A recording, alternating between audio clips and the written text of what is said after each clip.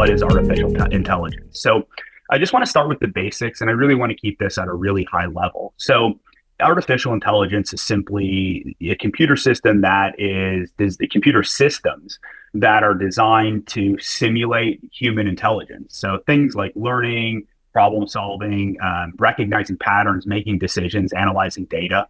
But there's several different common categories around artificial intelligence. So you have like this machine learning. It's about teaching computers to learn from data. So think about things like Netflix or your streaming service. It recognizes patterns in your behavior. That's the machine learning piece. And in design thinking, this can help us like detect patterns in user feedback and behavior that we might otherwise miss.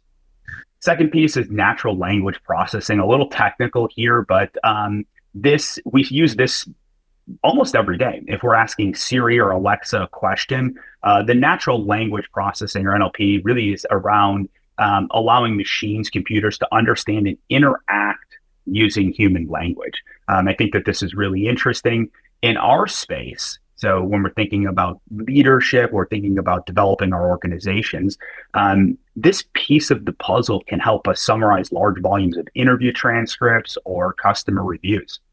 The recently work that I see in the chat right here, cleaning up user interview transcripts and synthesizing into key points. That just came in, and this is something we just finished up a project with about 60 phone interviews, and we're able to use AI to create transcripts and look for some commonality between those. Moving on quickly, we have some computer vision. So this is kind of that image generation piece, which hopefully you guys have had some fun, exploring and working with, and think that there's a lot of runway left when it comes to the way AI both sees images and videos, but also creates those. And all of this culminates, I think, in what we use the most, and this is generative AI, right? Like this is the conversation word that's going on, specifically around the business landscape. And this is what we're really familiar with. So ChatGPT or DALL-E, Microsoft Copilot, other image generators. This is the culmination of a lot of the other pieces of AI that we just talked about. And these tools are really where we're going to spend our time today, thinking about brainstorming ideas, drafting messages, even creating rough prototypes and figuring out testing plans. As we get into this, though, I do want to say that it's important for us to remember that AI is not here to replace creativity or human-centered thinking.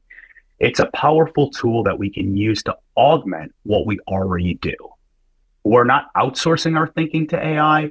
We're simply amplifying it. We have to be really careful that we do that. There's been some recent studies that have talked about creativity being dampened by the use of AI.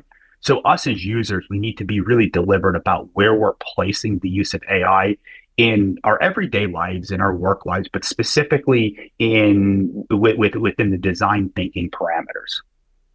So with that being said, let's talk about design thinking. Most of you are already probably familiar with the concept of design thinking, so I'm going to keep this pretty high level.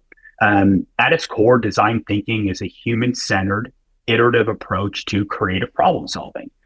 So it starts with understanding our customers, defining the problem, coming up with some really unique solutions in the ideation phase, prototyping or building out some really rough drafts of those solutions. They could be physical prototypes. We could 3D print some things and get them out to users to work. They could be small prototypes of a new policy or procedure, a change to our website, and testing those. And then finally, we get the idea of being able to work through this entire process as flexible and messy as it is. It's always focused in on those human needs. And AI can simply help us accelerate that design thinking process by helping us gather those insights faster, generate more diverse ideas, which I'm going to talk with you guys about here in just a little while, and really streamlining the prototyping and the testing phase. So let's take a minute here and let's talk about the value of speed. So we're thinking about leveraging AI in design thinking for the benefit of being a little quicker at what we do. 2023, so about 2 years ago, McKinsey came out with a report that said businesses that leverage AI in their design process have seen a 20% increase in customer satisfaction and a 30% reduction in design cycle time. So we're talking about a 20% increase in the measurement of how satisfied their customers are, and a almost a third reduction in the design cycle time. So think sometimes we can think about speed and we can associate that with rushing. So speed isn't just about rushing, right? It's about staying relevant in a world that's changing faster and faster than ever. These design cycles that we used to go through that could take something like months now often need to happen in weeks or even days. And at the same time that we're seeing these compressed cycles within the design thinking process, like we want to understand and come up with creative solutions and test as quickly as we possibly can. At the same time, our customers' expectations have shifted. So whether our customer is like an internal employee or group of employees, or a customer that we're selling a product or a service to, those expectations have shifted. Customers want things quicker. They want them more personalized, and they want those solutions to be changing with their needs. So I believe that this is where AI becomes one of our strategic enablers. Like this is a great spot for it to become a partner. It helps us reduce the time between ideas and execution by doing some of the things that we talked about earlier, automating early drafts, sketches, prototypes, synthesizing data, looking through large groups of surveys and finding commonalities, generating a bunch of different ideas that we can then look at and consider. The result, in my experiences of marrying AI with the design thinking process, has been more iterations. We've been able to go through this process more in less time. So we can test, we can learn, and we can adapt much faster than we could even a year ago.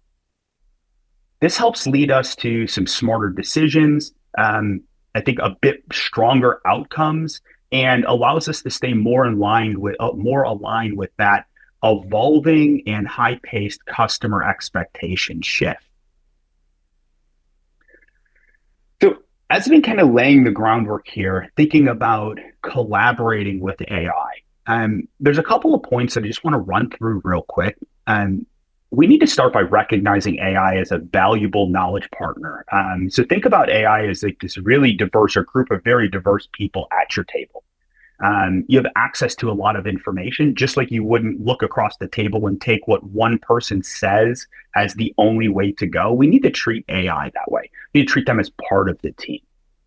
When we're thinking about collaborating with AI, this idea of human-centered AI, so building and using AI to support our capabilities, not simply focusing in on the technology, using ChatGPT or using some other version of AI.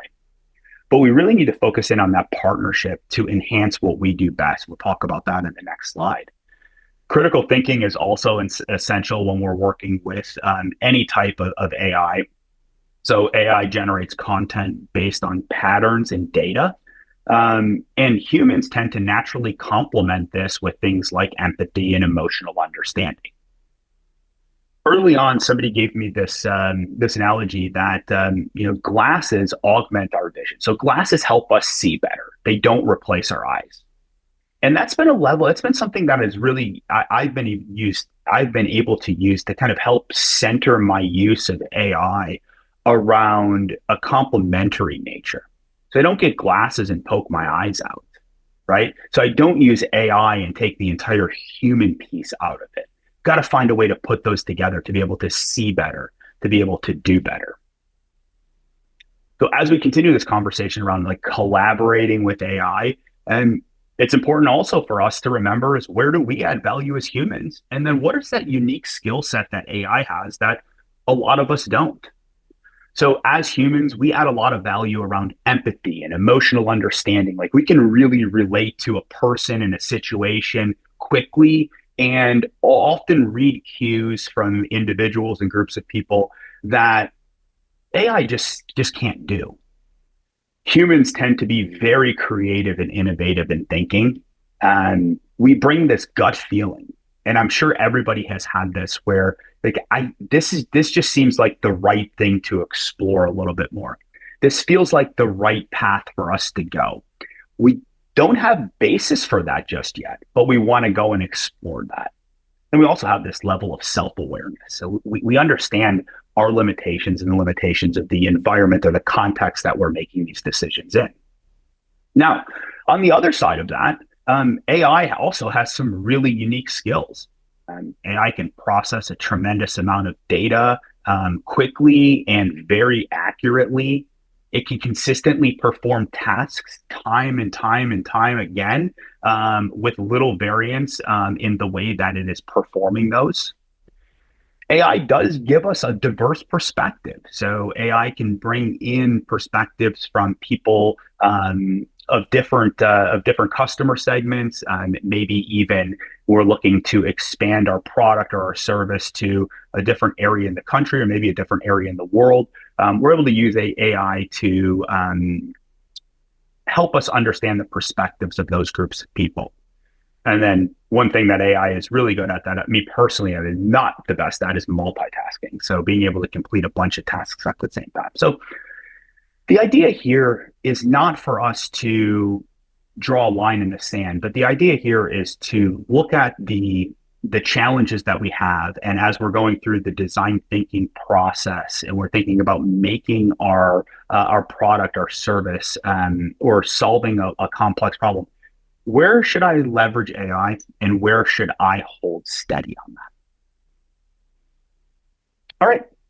So with all of that being said, there's this idea that we know where AI stands, we know where humans stand, we understand the design thinking process, we understand AI at a very high level. So now it comes to where the rubber meets the road. So like, how do we actually ask AI for help? And I want to use the next couple of slides to give an example of where AI can take us a little off track. And then I want to quickly go through a template, which will be provided to you after this, to help you craft like really impactful prompts. So let's start talking about how do we ask AI for some help. So this is a really simple example here.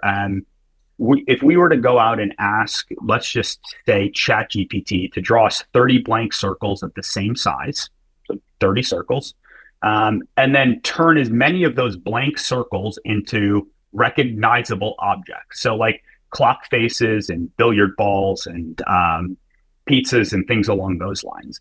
So we could ask ChatGPT this, and I want to demonstrate to you some of the results here. I've asked ChatGPT to do something like this, and I pulled the prompt over on the right-hand side, looking for ChatGPT to take these 30 circles and turn them into recognizable objects. So there's a couple of things that really come off the surface. I see some pizza slices. Okay, that's not a circle. I see some other objects here that are unrecognizable. And other things that don't fit the original prompt. So my point here is that we want to trust but verify when it comes to working through things like asking AI for help. Generative AI, and based on our example, is far from perfect. So while AI can help supercharge creativity, it certainly has its limits. So generative AI tools like ChatGPT, which I used in the previous example, can certainly help us brainstorm, generate concepts, and produce some content pretty quickly. I think it's important for us to understand that these tools do draw from vast amounts of existing data and patterns. So like, the outputs are often created within familiar boundaries of available data. So here's the nuances when it comes to generative AI and how it's far from perfect. So AI expands the volume of ideas. So it's going to give us a lot of different ideas. In that last example, there were more than 30 circles filled in. So we're going to get a lot of quality here, which if you're familiar with the brainstorming process and design thinking, that's what we want to go for, right? In that stage, we want to go for quantity over quality. So this is where AI fits in really, really nice for us. But the originality of those ideas can sometimes be limited. There was an interesting article a little over a year ago that was done by the University College London that backs this idea up. They found that while AI supports ideation, the stage that I just talked about, brainstorming, it helps people feel more creative. Um, it can lead to fewer like truly novel or divergent ideas compared to the traditional human brainstorming. And this is reiterating that point of AI and humans working together can strengthen the design thinking process and can help us speed up the design process in general. But we have to be really careful that we don't just come up with the same idea stated a different way. So if we think about why is generative AI far from perfect, and more specifically, why does generative AI help us feel more creative but reduce the diversity of novel or divergent ideas? And if we think back to the way AI is trained, it's trained on what's already been done. So it's excellent at doing things like remixing and rewording and patterning existing knowledge, but it really struggles to invent something that is truly new and unexpected. So it may take some existing, so this is the idea of like innovation, there's nothing wrong with it. It may take some existing things that are going on and rearrange those and present them in a different way that seems novel. But truly new and unexpected ideas come from us as humans. So my takeaway here is that we want to use AI to accelerate and expand some of that early stage thinking along with the ideation and the brainstorming.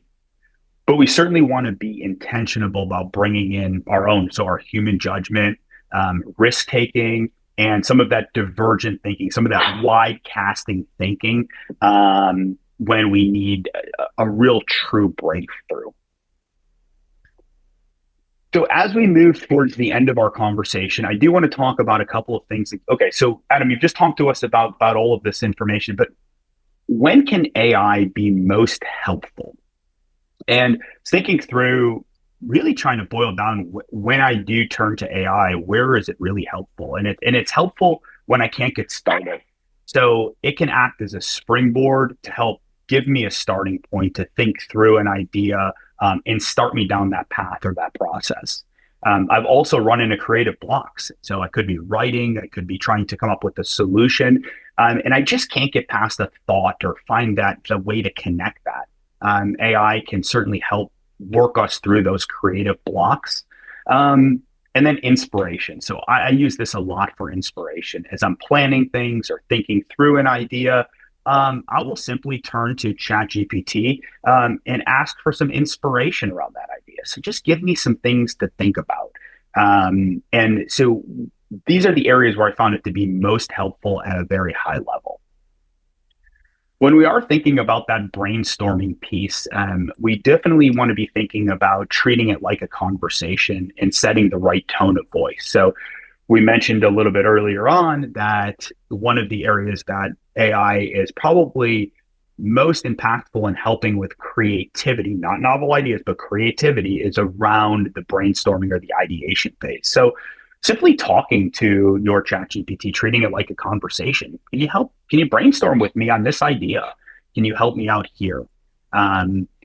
Setting the right tone.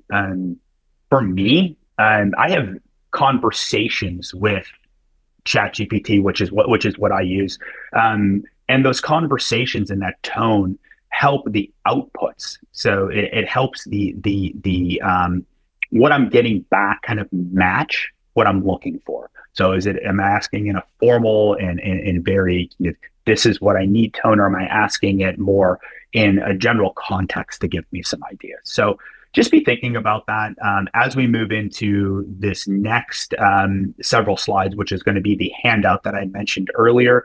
And let's be thinking about how we could continue to better our interactions with AI to complement all of the things that we talked about in the first 20 minutes of this call. This is so these next 3 or 4 slides are what are going to come out after our session. So I'm just going to go through those at a high level and talk a little bit about how you might use these later on today. Hopefully by the end of the week, you'll be able to use this as a bit of a reference tool as you're interacting with AI. Staying with our theme of design thinking, I wanted to present a challenge to us. So a challenge that we might consider is How might we inspire households to adopt healthier eating habits? So this is certainly something that we could brainstorm as individuals. But if we were asking ChatGPT this, we could ask our AI this specific question: how might we inspire households to adopt healthier eating habits? And we would get a response, and we would get probably good responses. But could those responses be better? And the answer is yes. So being specific in our prompting, so when we're asking AI to help us with a task, is critical. So this gets us away from the kind of garbage in, garbage out piece. So what I've done here is I provided six context points that you could use. I've done all of these kind of in the presence of that challenge that I just presented to you. And you can follow through here, and you can look through as I'm asking ChatGPT for some information. I would like to use a persona. So who am I, and what is my role? Who am I trying to sell this to? And you can see in green here is kind of the addition of each one of those context keys. Asking ChatGPT to encourage wild ideas. So your task is to come up with fun, novel, and ridiculous ideas. The product does not need to exist yet. I'm encouraging my AI to be creative. Give examples if I have some. So here's a couple of examples of real products that are out there. This is providing a little bit of context to ChatGPT, and then formatting the output. I found that as you're trying to design something, a solution to a problem, a prototype to in your design thinking process, if you can give ChatGPT or any other AI tool that you're using an output. How do you want to see this? Do you want to see it as 10 ideas expressed in each paragraph, just about 25 words each? You want a catchy name to it? And how do you want these things formatted?